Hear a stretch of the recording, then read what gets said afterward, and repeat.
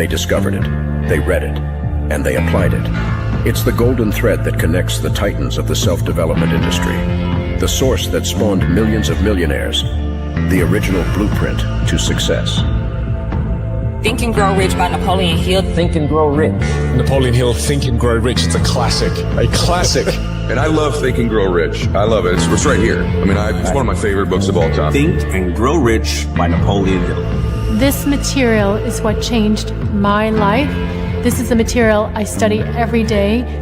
From being an immigrant woman, coming from poverty, and really coming to America and literally achieving the American dream. I can't even tell you how grateful I am for this man, for what he did for me and my family.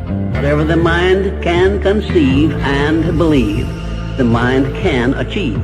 People don't realize is that when we let our ego get in our way, ego is the loss, the fear of loss. So need to be right, the need to be offended, the need to be hurt, fearful. When that trajectory changes, what happens is you continually go the wrong way. So my job as a coach is to say, let's get into the enjoyment of the direct pursuit of my potential. Right? And so when the light went on, it was not about the potential of making money and being an entrepreneur, which is one of my specialties. And I said to him, look, this is an opportunity now to show how great you really are. We can't let the outside voices, right, determine our success. The happiness that we have comes within. Why are you going to give that control to somebody else? Thoughts become things. And I always wonder, why did no one teach us this? Why did we not learn this in school? Why did we not learn this from our families? If you make your study a priority, your life will change. And I came up with 4 really valuable things that I took stock in. And the first one was gratitude. Simple gratitude. Although I grew up with nothing, I was always grateful. Throughout the whole process of consistently, persistently pursuing my potential, I was grateful. It made my past better, my present brighter, and my future even brighter than that. In fact, I tell people all the time, if you want to change your life, change your employee's life, your family life, it's very simple. 2 words, say thank you.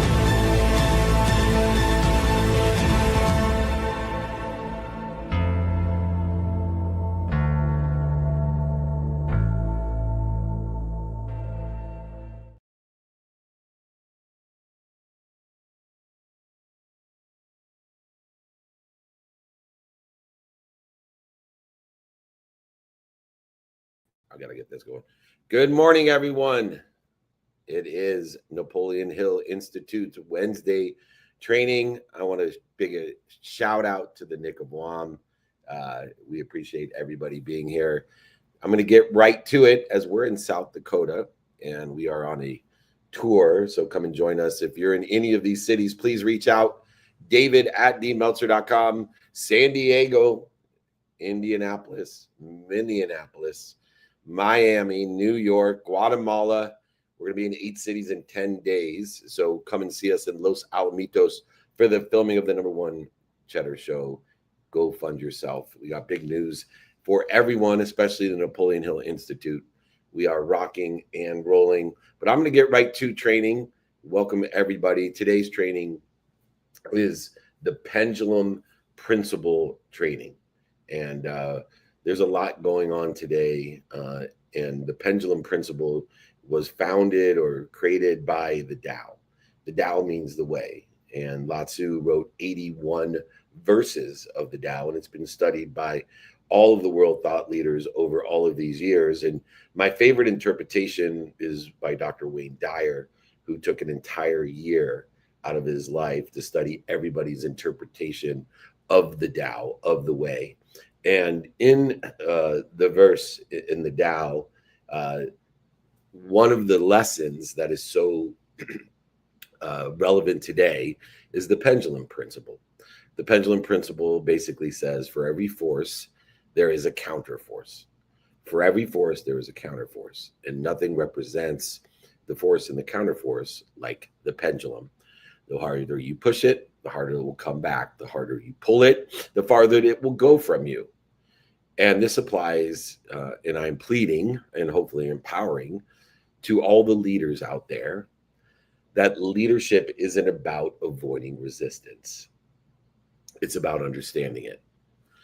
History shows a simple rhythm, a hypnotic rhythm, as Napoleon Hill suggests in Outwitting the Devil.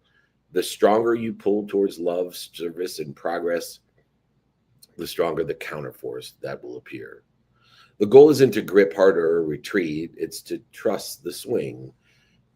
The 5 lessons turn pushback into data, values into direction, and near-term actions into momentum. We need to use these to stay present and flexible and focus our attention and intention on the coincidences, the coinciding of the impact that will compound long after the moment and long after you. The understanding of counterforce is data, not doom. Pushback is proof you're pulling the world forward. Treating it as failure stalls momentum. So many people have different proposals with policies and rules and regulation that draws criticism, but hidden inside are the exact concerns that we must address to win adoption, to hug the pendulum.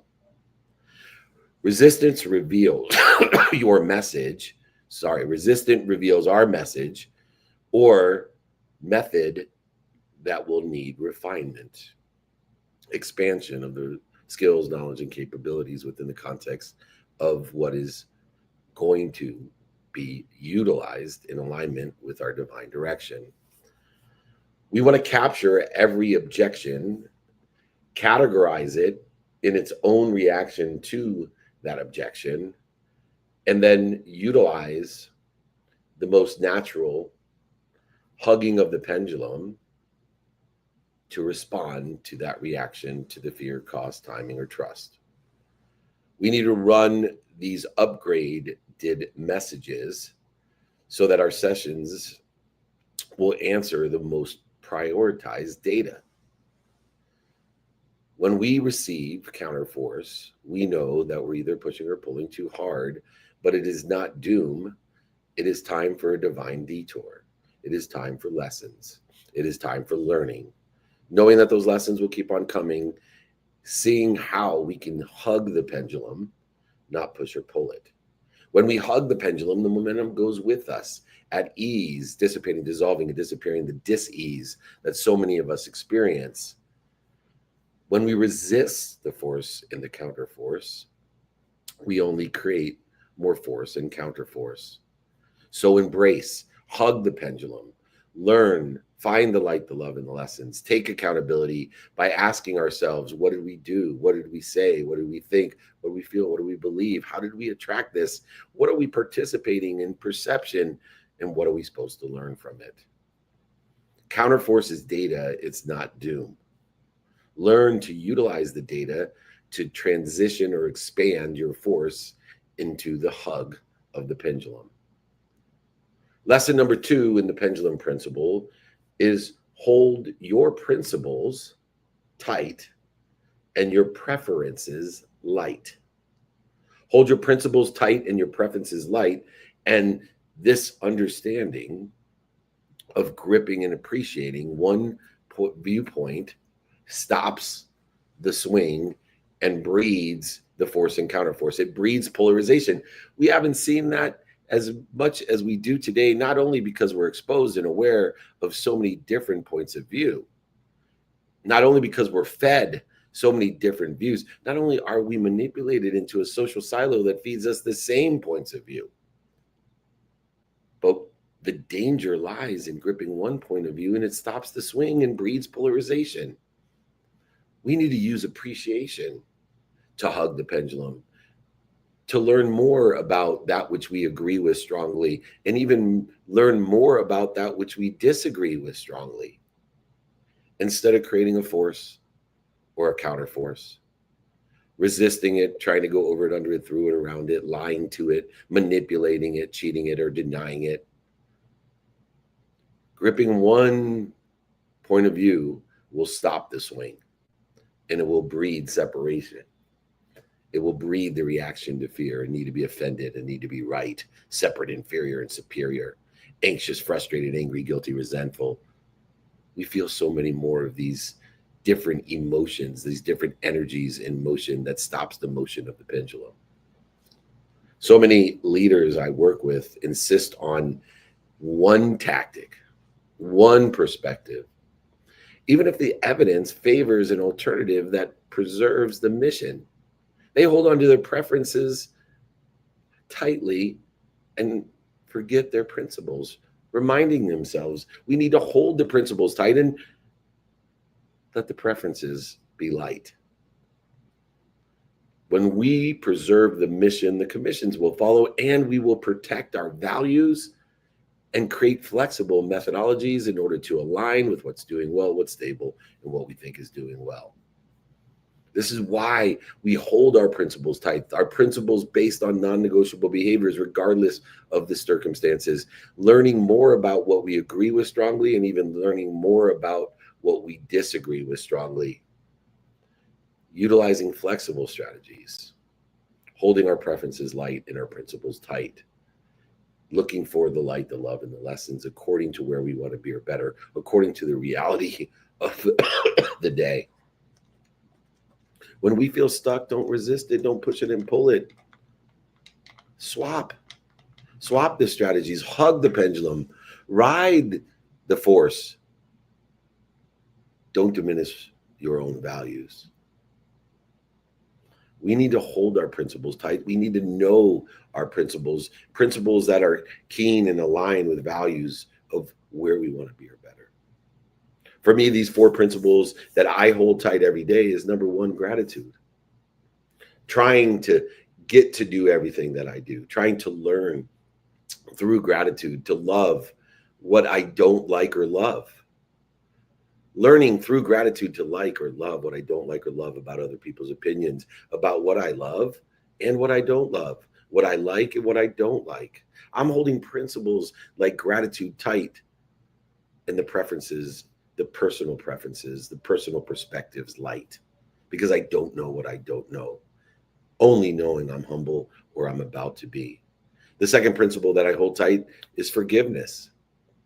Forgiveness brings more ease to the swinging of the pendulum, allows a greater flow.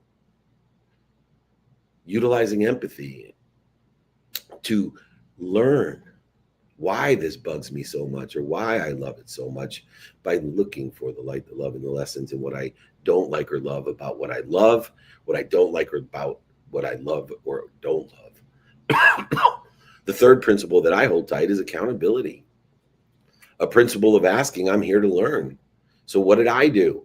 What did I say, think, feel, and believe? What did I do to attract this? What did I do to participate in this perspective? And what am I supposed to learn from it? And then finally, the tightest principle of faith, of inspiration, of effective communication. Figuring out not how I'm going to get to where I want to be or I'll be happy when, but instead applying my why. For the sake of what? Applying my why for the sake of what? We need to hold our principles tight and our preferences light. The third lesson in hugging the pendulum, in the pendulum perspective and philosophy, is we want to build a legacy, build momentum, build energy that will outlast our human experience. They'll outlast our human nature. It'll outlast us. Legacies endure because of systems, not heroes. Stop trying to be a hero and create systems through your behaviors, through empowering others, through the infinite loop of giving that carry the swing forward. Legacies endure because of systems. What systems do you have? What non-negotiables do you have? What prioritization process and systems do you have? How are you utilizing your time in order to effectuate productivity, the adding of value, accessibility to others, and the ability to access yourself, and of course, gratitude.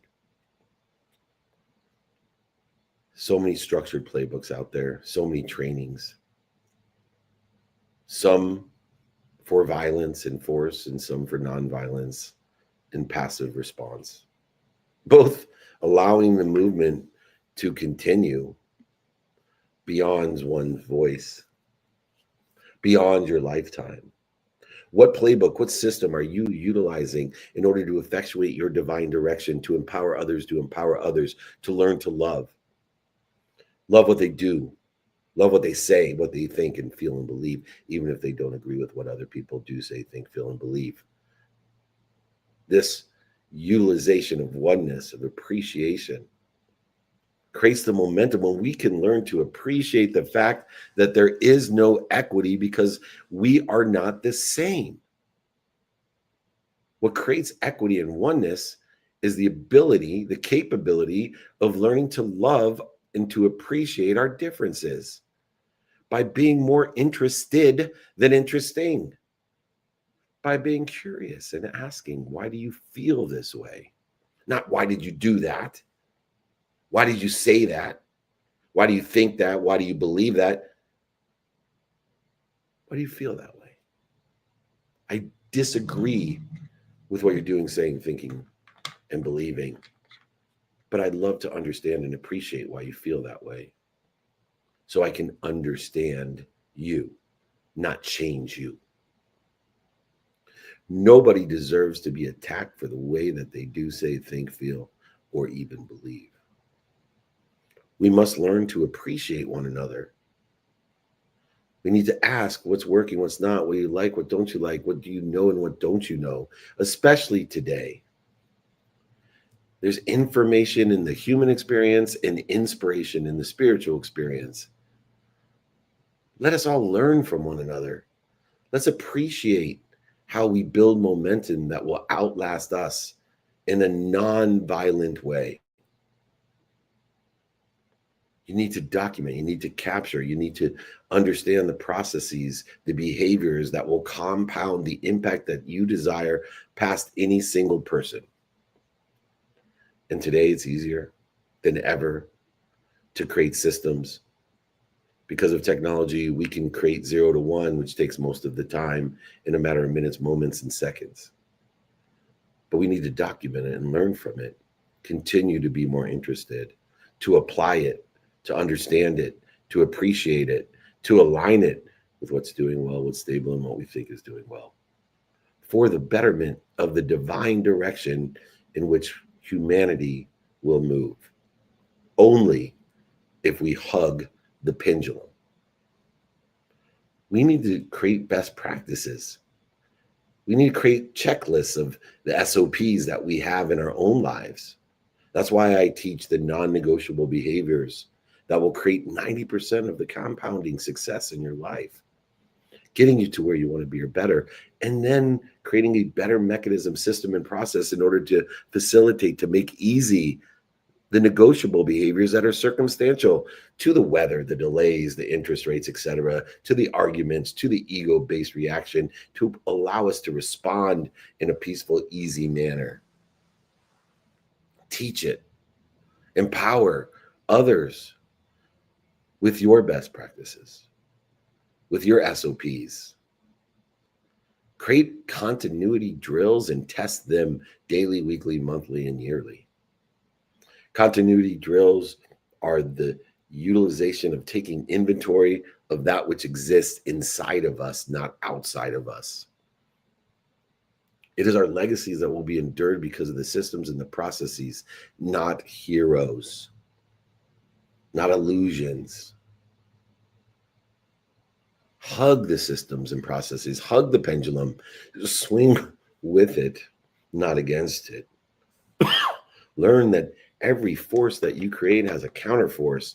That's why we want to hug the pendulum. Learn to love what we don't like or love about what we love. Learn to love about what we don't love. Other people's actions, opinions, no matter what. And we do that through these principles of gratitude and forgiveness and accountability and inspiration. Utilize effective communication with information in the human experience and inspiration in the spiritual one. The fourth lesson of the pendulum principle is to lead with service to widen the arc of the pendulum. Be a beloved servant. Service and value converse. Service and value will convert observers into participants and will reduce the friction of the swing. Empower others to be of service or value. Don't cheat others of the opportunity to be of service and value. Realize that when we are able and capable of helping somebody else, it is our highest self that is of service.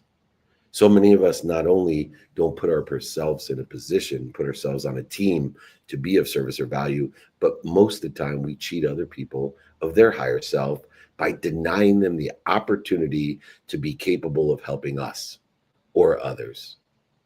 That is why I teach so many people to ask. That's why I teach so many people to receive. It's not just energetic, it's genetic in the process of the infinite loop of giving, where people give more, are capable of understanding that if we give more, we are given more, we receive more, and we ask for more than more. Why? For the sake of giving more than more, receiving more than more. Sorry, giving more than more, being given more than more, receiving more than more, and asking for more than more than more. That's how you end up with more than enough of everything for everyone.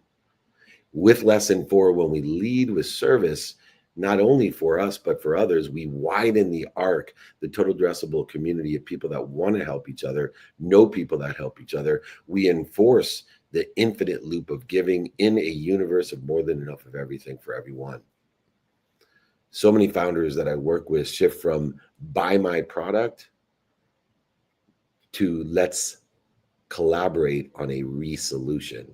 You see, every solution is inside the problem or the struggle. It's just a lapse of time until you figure it out. That's why it's called a resolution, a resolution. Stop asking people to buy my product. Start collaborating, coordinating in the resolution of value, of what's working, what's not working, what they like, what they don't like, what they know and what they don't know. You see, value is created by giving people more of what they like, taking away what they don't like. Value is created by giving people more of what's working and taking away what's not working. Value is created by giving people more of what they know and taking away what they don't know. That's why we need to appreciate our differences, to lead with service and value, to widen the arc and be able to articulate it. So many of us lead with value and service, but we can't articulate the value and service that we lead with, especially to exceed what we're asking for. We're making it very difficult by creating resistance, by creating force and counterforce, by overselling, back-end selling, lying, manipulating, and cheating. Let's live in the value-first communication, lowering the amplitude of resistance, because every force has a counterforce. The harder you push that pendulum, the harder it's going to come back at you. The harder to pull that pendulum, the farther it's going to go away from you. But if we utilize service and value to hug the pendulum, we create more momentum and widen the arc of how many people we can impact and empower, building that community of people that are going to help each other and know people that help each other. And in business, those people buy from each other and sell for each other for life. Imagine the legacy that is left when you create that type of community, that type of neighborhood. Start every single opportunity with a measurable quantitative value to exceed what you're asking for. Be more interested than interesting. Ask, what are they doing today pertaining to the subject, the topic, or expertise? Find out what they like, don't like, working, not working, know and not know. And create a quantitative, measurable win for all stakeholders by appreciating each and every value of each and every member of each and every opportunity, option, and touch of favor. Add one act of service to every major initiative. When I ran Lee Steinberg Sports and Entertainment, the most notable sports agency in the world, the reason Lee was so successful is he had a qualifier. No matter how good you were, whether you were Warren Moon, Troy Aikman, or Steve Young, it didn't matter. Sabathia Ramirez, Evander Holyfield, it didn't matter. You needed to add a no ask active service to all of what you're doing. What does that mean? That Lee required that every athlete, every entertainer had to give back to a charity or a cause that was meaningful for them of every penny that they made. And if they weren't willing to do it, we were already qualifying a problem. We were surrounding ourselves with the right people and the right ideas. By the way, this will be available, the training guide and exercises, to everyone. So just email me, david@dmeltzer.com. Forgot to mention that. Appreciate that. The fifth lesson, to complement the leading with service to widen the arc, is we need to set our non-negotiables and negotiables with near-term activities to keep the swinging of the pendulum. We got to do, say, think, feel, and believe. We have to pay attention to where we want to be or better and give it our intention to get there. We got to do, say, think, feel, and believe, align with it. And those coincidences, the coinciding of the universe, will happen. It's a principle of Napoleon Hill. So many of us today are living with anxiety. And the reason is we don't realize where anxiety lives. Anxiety doesn't live inside of you. Anxiety lives outside of you. In fact, it lives outside of you in the future. Activities live in the next, the do it now, the do it next. It is action in the non-negotiable behaviors, the negotiable circumstantial behaviors that create the prioritization of our next step, allowing us to do it now, creating efficiencies, effectiveness, and statistical success, knowing that that which I do now, 100% of it gets done, and that's what I do next, get 100% done as well. So many teams that I work with are paralyzed by so many macro headwinds and separations, and they commit to too many clients a win and one partnership. We need to understand the collaborative, coordinated movement within all of our partnerships in order to create the momentum and to dissipate the counter forces that we have created by the force of the inappropriate behaviors that are not aligned or interfere with where we want to be or better. Small, non-negotiable commitments of time will defeat big, uncertain fears of the future. Fears of the future will stem from the meaning of our past, the failures, the setbacks, the defining moments of our past. It will cast a shadow into our future, and that shadow is driven by anxiety and uncertainty. Everything within you is certain, everything outside uncertain. You won't find outside of you what you can't see inside of you. Don't let anxiety create a fearful future. Define your non-negotiable behaviors, define your micro wins, make a plan every day to have a minimum amount of time dedicated to the 90% of your success by giving a minimum amount of time to your sleep, to your health, to your family, to your finance, to your faith, to the study of time and the study of meaning, the study of relativity. Studying the relativity or the meaning of the past to allow us to dissipate or dissolve the limitations that we put on our own self-image, knowing and repeating and being annoying about the fact you will never overachieve your own self-image. Stop limiting yourself. So many people, when they introduce me at speaking engagements, will say, Dave Meltzer wants to empower 1 billion people. No, I don't. I want to empower over 1 billion people. Stop limiting me. These are the principles of the pendulum. Too many of us are pushing the pendulum, pulling the pendulum, and wondering why it comes back and either hits us in the face or in the ass. Hug the pendulum. Create a bigger arc of value and service and happiness and fulfillment and passion and purpose and profitability. Hug the pendulum. Know your mission and let the commissions follow. These lessons of the pendulum, that counterforce is data, not doom. Hold the principles tight and the preferences light in your life. Building the momentum of the pendulum by not pushing and pulling, but by hugging the pendulum so that that momentum will outlast you. By leading with service to widen the arc and the force and the momentum of the pendulum. Set near-term activities with non-negotiable and negotiable behaviors to keep the swing moving faster and more forceful, with passion, purpose, and profitability, with a mission. The commissions will follow. Progress does not come from overpowering the counterforce, but the partnering of the pendulum, the hugging of the pendulum. Learn to appreciate the differences. That which you strongly agree with and that which you strongly disagree with. Hug the pendulum. Seek and be more interested than interesting in those differences. Learn the light, the love, and the lessons so we can come together in force and momentum of goodness, of happiness, of love, of more than enough of everything in the infinite loop of giving. When you hold the principles tight and the methods light, convert resistance into insight. We are stacking the small, certain wins with an arc that widens in the favors, options, and opportunities that you desire, or even better.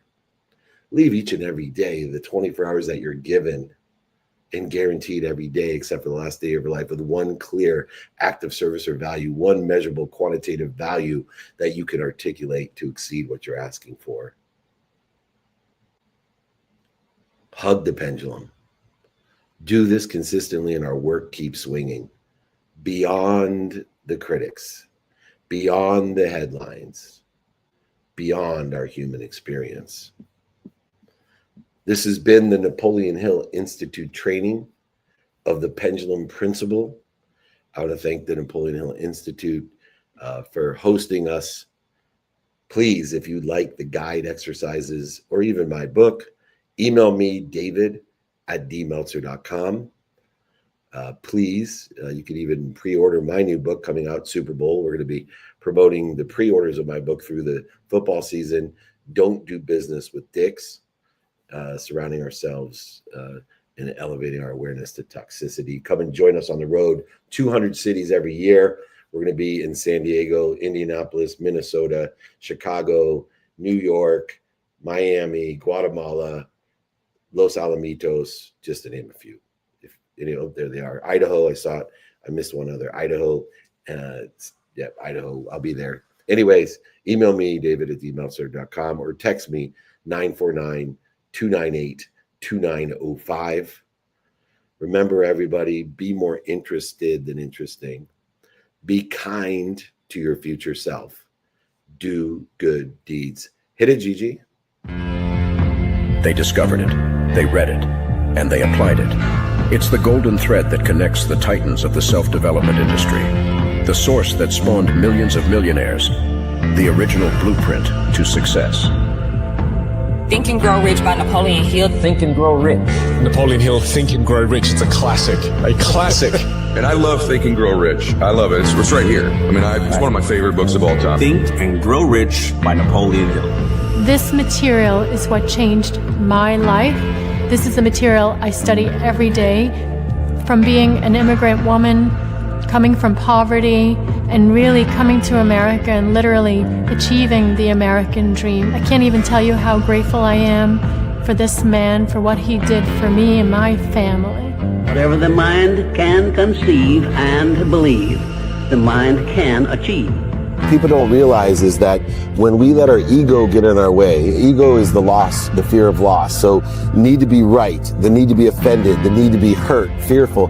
When that trajectory changes, what happens is you continually go the wrong way. So my job as a coach is to say, let's get into the enjoyment of the direct pursuit of my potential. Right? And so when the light went on, it was not about the potential of making money and being an entrepreneur, which is one of my specialties. And I said to him, look, this is an opportunity now to show how great you really are. We can't let the outside voices, right, determine our success. The happiness that we have comes within. Why are you going to give that control to somebody else? Thoughts become things. And I always wonder, why did no one teach us this? Why did we not learn this in school?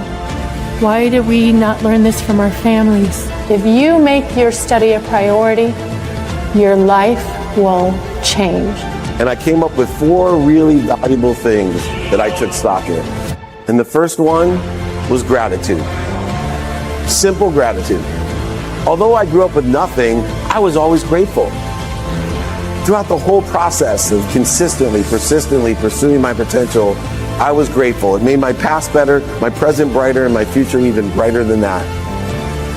In fact, I tell people all the time, if you want to change your life, change your employee's life, your family life, it's very simple. 2 words, say thank you.